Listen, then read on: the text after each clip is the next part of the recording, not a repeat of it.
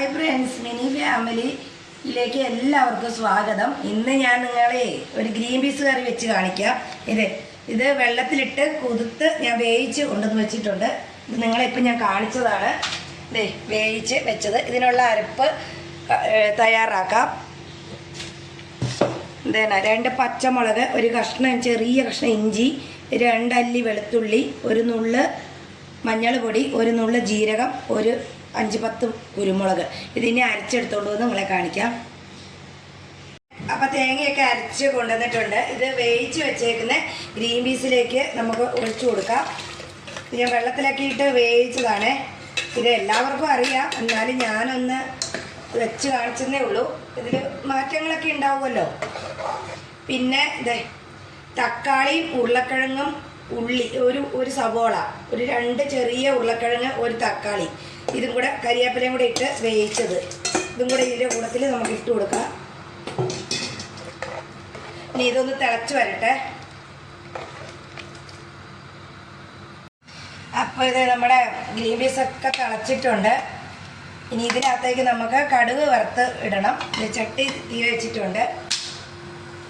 ഇതിനകത്തേക്ക് കുറച്ച് എണ്ണ ഒഴിച്ചു കൊടുക്കാം.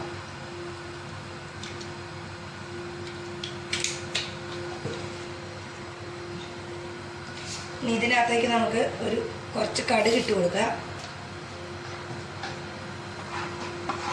കടുകൊന്ന് പൊട്ടട്ടെ.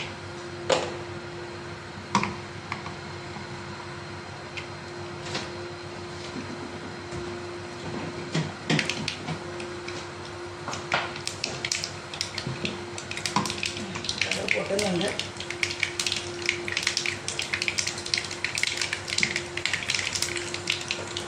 ഇതിനകത്തേക്ക് നമുക്ക് ഒരു പിടി ഉഴുന്നിട്ട് കൊടുക്കാം.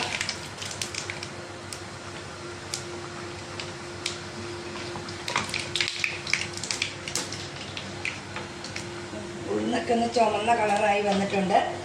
അന്നേരം നമുക്ക് ഇത് ചുമന്നുള്ളി അരിഞ്ഞത്, ഒരു 5-6 ചുവന്നുള്ളി അരിഞ്ഞത് നമുക്കതിനകത്തേക്ക് ഇട്ട് കൊടുക്കാം.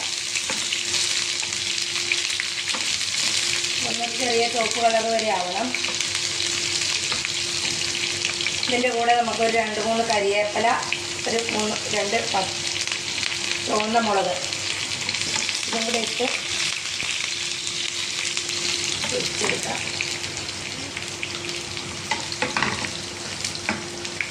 ഇനി ഇതിൻ്റെ കൂടെ ഈ ഒരു ചെറിയ ഇതിൽ വെക്കണേ. ഒരു 1/2 സ്പൂണ് മസാലപ്പൊടി,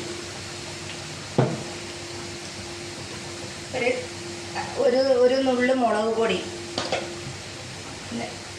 1 സ്പൂണ് മല്ലിപ്പൊടി, ഇതും കൂടെ ഇട്ട് ഇളക്കി എടുക്കാം. ഞാൻ തീയൊക്കെ ഓഫാക്കി വെച്ചേക്കുവാണ്, അല്ലേ കരിഞ്ഞു പോകും. ഇതിന് നമുക്ക് ഇതിൻ്റെ അകത്തേക്ക് ഒഴിക്കാം.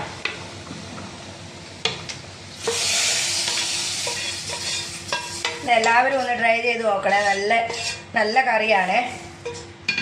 അപ്പത്തിനും ചോറിനും എല്ലാം കൂട്ടാൻ നല്ല കറിയാണ്.